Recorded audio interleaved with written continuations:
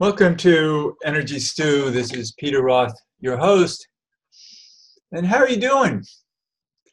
Maybe you'd like to know more about how you're doing. And the best way to find out outside of your own consciousness is perhaps the consciousness of others. How about others who are really good at tuning in and learning from their own tuning in about you and how to help you. And so to do that, we're going to talk with the author of a book called The Difference Between Pain and Suffering. And that's to help us understand our journey better. And she's a wonderful medical intuitive. Her name is Carrigan. Catherine, welcome to Energy Stew. Oh, Peter, thank you so much for listening and for having me on your show. And everybody, thank you out there for listening. And my prayer is that this show gives you great information that will uplift you and inspire you so that you can get out of pain and relieve suffering more quickly. Well, one thing I really love about your book is that there's so much help in it.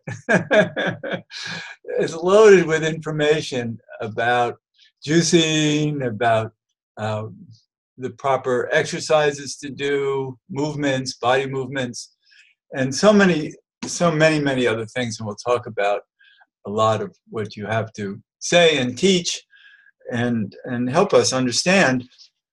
So let's start off talking about the difference between pain and suffering, because that gets to the quick, I think, of what we're dealing with.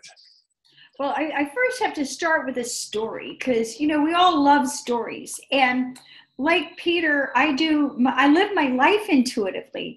And one day I was driving down the road like we do. It was a long, boring drive.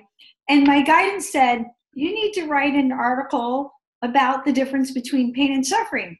So I said, okay, fine, no problem. When I got back to my computer, I whipped out this article in about 30 minutes. I didn't think anything of it because to me, I already understand this stuff and I thought everybody else does also.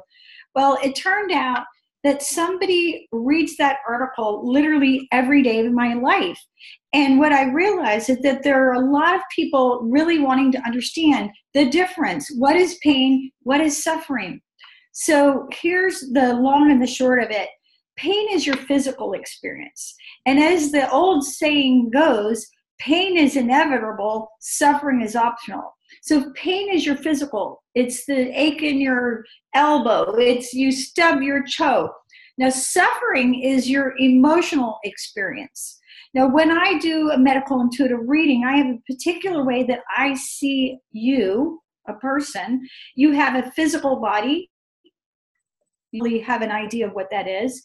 You have an energy body. Your energy body includes the chakras, the acupuncture meridians, and your breath. You have an emotional body, and emotions can shut down literally any physiological process, any part of the body. And you have a mind, which is your thoughts and beliefs. And you also have a soul, which is the eternal part of you.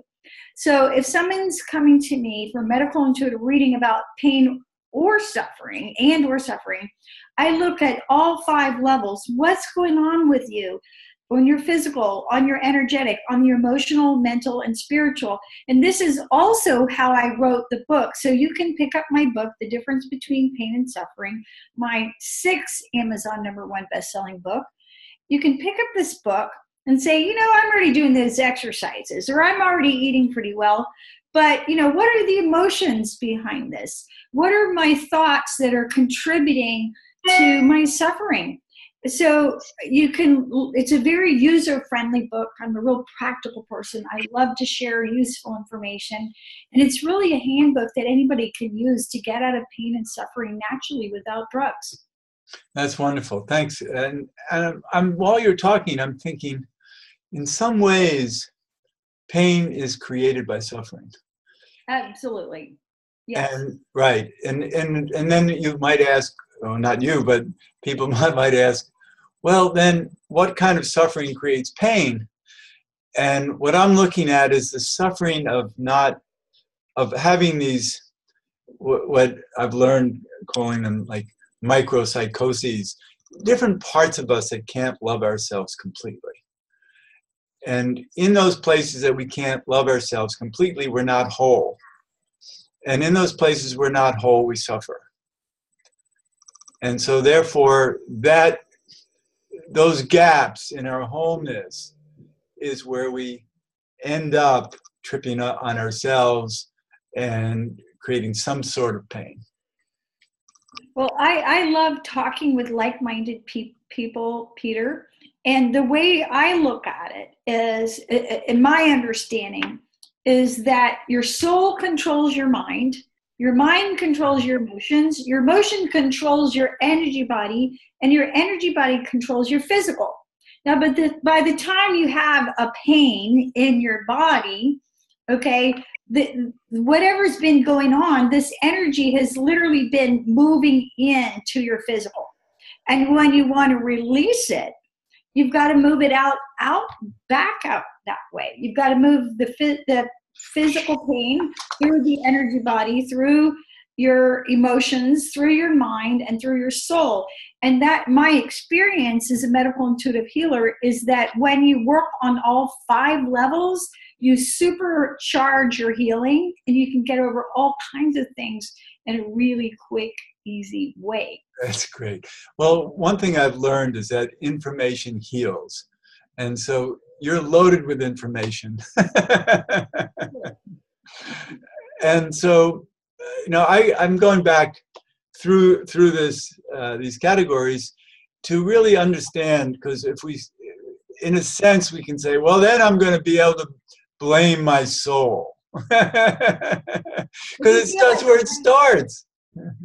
So then then how do we work at that level of healing to understand our soul journey that brings us through these limitations that end up needing you?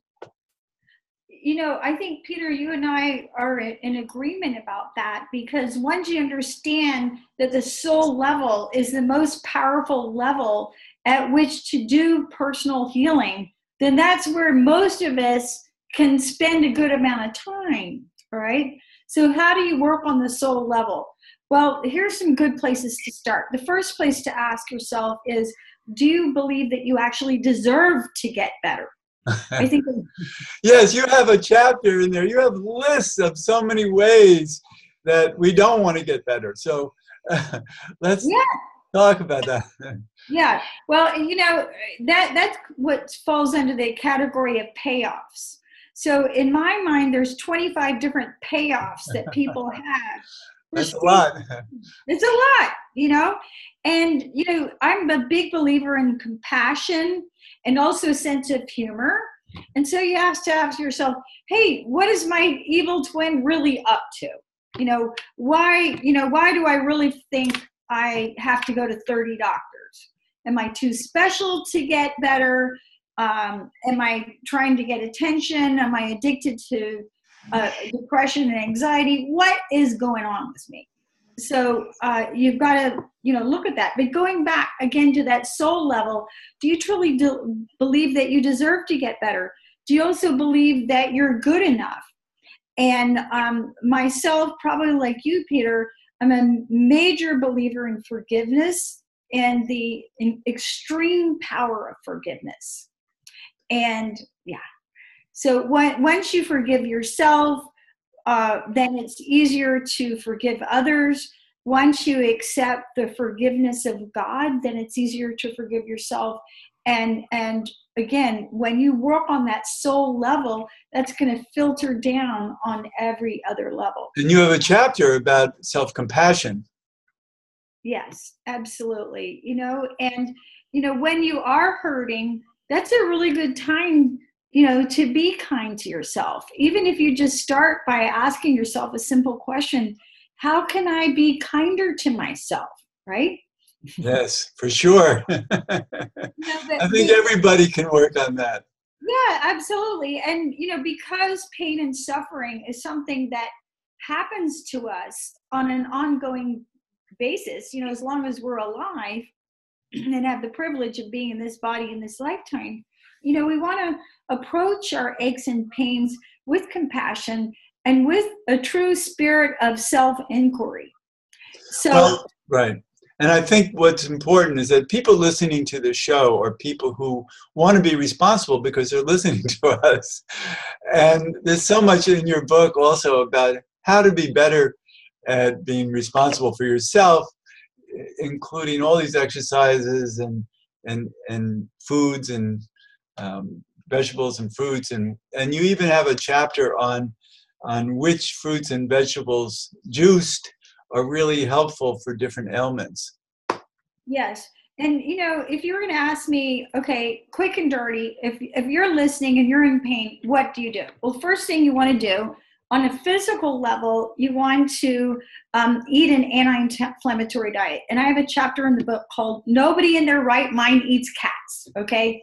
So I was trying to come up with a good way to explain this to my clients. And so I came up with this great sentence: nobody in their right mind eats cats. Well, what are cats? Cats are foods that cause inflammation in the body. So if you have pain, by definition, you have inflammation. So you can turn up or turn down your own inflammation by what you eat and by what you don't eat. So cats, caffeine, alcohol, tobacco, sugar, these are all pro-inflammatory foods. And then what I refer to as the friends of cats: fried foods and gluten. Now, just like actual cats, if you think you're in charge of cats, you're wrong. Okay, right, true. Cats Yes, you're have not. their own life. No. So what you want to do is you want to focus on an anti-inflammatory diet. So what is that? Like Peter said, juices, smoothies, distilled water, fruits and vegetables, right? Eating good fat in your diet. Right. And I've had to really focus on that because of my blood type. I found out not long ago, even though I've been dealing with it, with the same blood type all my life, of course, that I'm an AB blood type, and we have 26% more inflammation in our systems than any other blood type. Wow. Very interesting. Yeah. Yeah. So it's been an uphill battle, and I'm very strict about taking care of it properly. Yeah. So if somebody's going to come to me and they've got pain, I'm going to start by, talking to them about the cats and about their diet. Now, the second thing I'm going to do is I'm going to just find the emotion. All right. So the thing about emotion that's so interesting, as I'm sure you've experienced also, Peter, is that until and unless you resolve the emotional issues that are causing the suffering and the pain, you're going to be running around constantly trying to make yourself feel better. So I have a good story about this. So probably about 3 years ago, I was in the process of breaking up with my fiance. And anybody's ever broken up with anybody, there is no more painful experience. It's just, maybe there is, but it's pretty painful whenever you go through a breakup. And I was practicing my yoga, and I was doing a full back bend, a wheel. I come out of the wheel and I look over at my left wrist, and I had a huge bump on my left wrist, a ganglion cyst, and it hurt like the dickens. It was like, oh man, it really hurt. Well, anyway, what was the emotion behind that? The emotion was resentment. So I found a flower essence, Dacre by Australian Flower Essences. And I started taking Dacre to resolve my resentment, and the pain in my wrist went away. And so it was really interesting. I went through a bottle of Dacre and I thought, oh, I must be over it by now. So I ran out of the Dacre and sure enough, the pain in my wrist came back because I hadn't fully processed out all of my resentment. So started on my second bottle of Dacre because, we're all human, even those of us who do natural healing. But by working through the point is by working through the emotion, I eventually got rid of the pain. And that's why whenever you have a pain anywhere in your body, you want to just ask yourself, what's this about?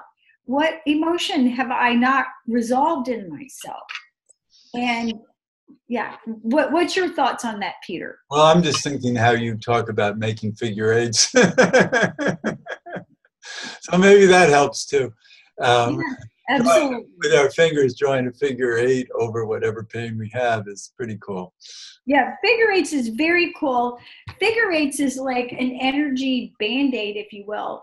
Another story, years ago, I was out and I broke in the woods and I broke my finger.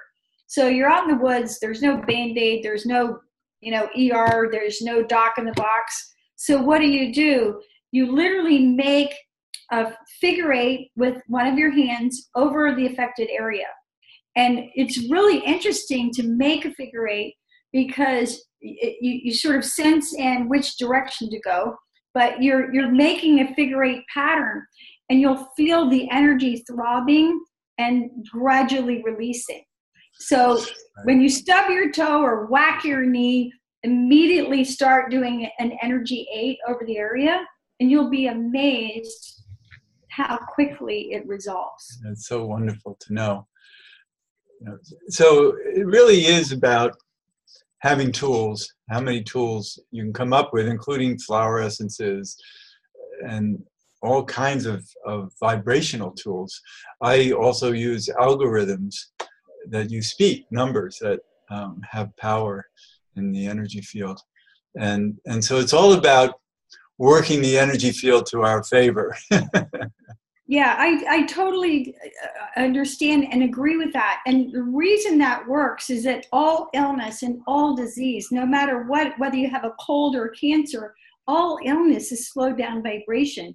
Now, you've experienced that already. If you're listening, you've experienced that. Have you been to a hospital or a nursing home? A nursing home is a great example of that, where the energy is so slowed down. You're in there for like 5 minutes and you think that you've been in there for 5 hours. It's amazing the different energies you have in places where there's physical depression and emotional depression, of course. Yeah, good point. And all healing happens when you shift the energy. So when you put yourself in an energy field of unconditional love, in an uplifting environment, almost anything can be healed, right? Right. Well, I look at depression as coming from the inability to initiate. Anytime we feel stuck, it could be physical stuck, emotional stuck, life circumstances stuck. And so the way to get out of depression is to initiate something. And if you know how to work with energy, you start initiating energy and raising the frequencies in some way, in some form. It could be many different ways of doing it. So many, it's endless actually. Yeah, yeah. And you have so many ideas. You're somebody, you're just so fertile with a zillion ideas all the time. Well, I really love to learn, and I've practiced natural healing full-time for 25 years. So I do have a lot of information. That's why I've published 8 books. Well, it's more than that. It's, we can have information that just slips by us, but you know how to embrace it and have stories about it. Absolutely. Well, what I like to do, probably like you, Peter, when I'm talking to any client, I tune into that individual and figure out what will work to help you be better.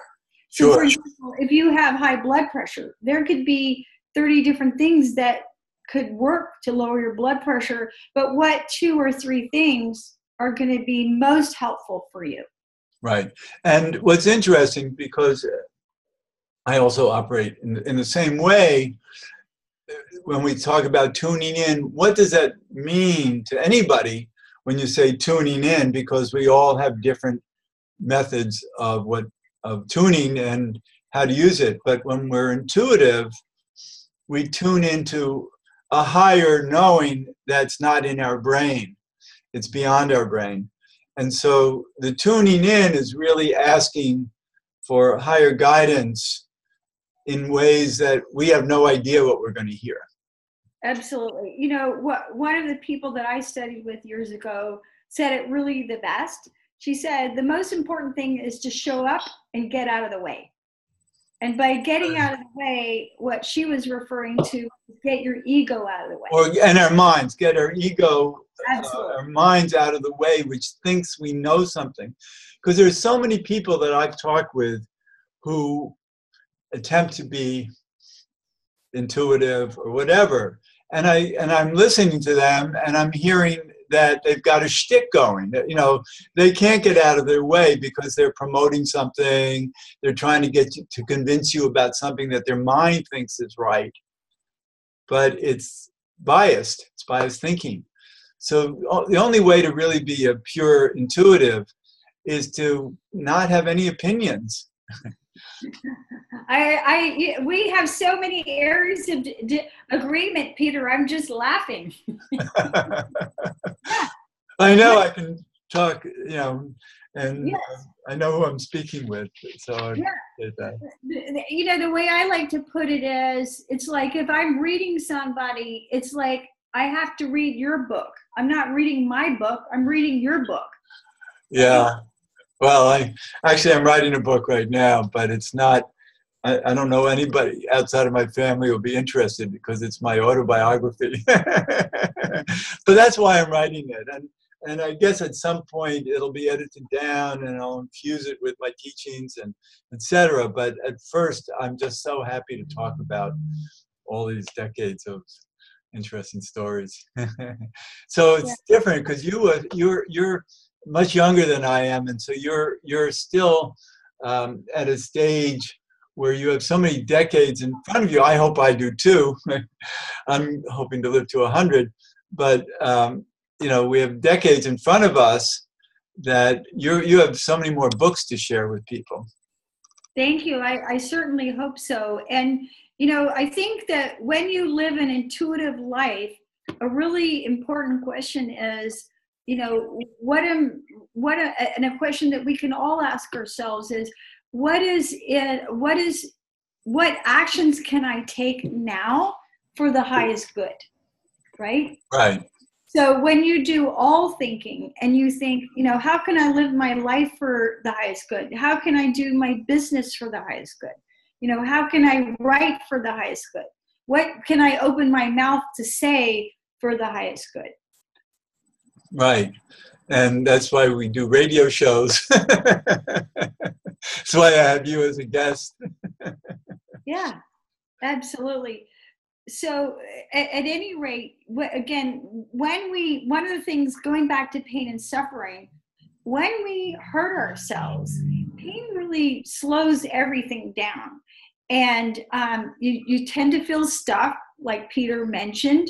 And so, again, if you can simply put yourself into action and ask yourself, what steps would I be willing to take to feel better? Right? Right. And so many people limit their steps for many reasons. Like, for instance, you and I, for many people, are their secrets. They don't want to tell their family or friends that they work with a medical intuitive.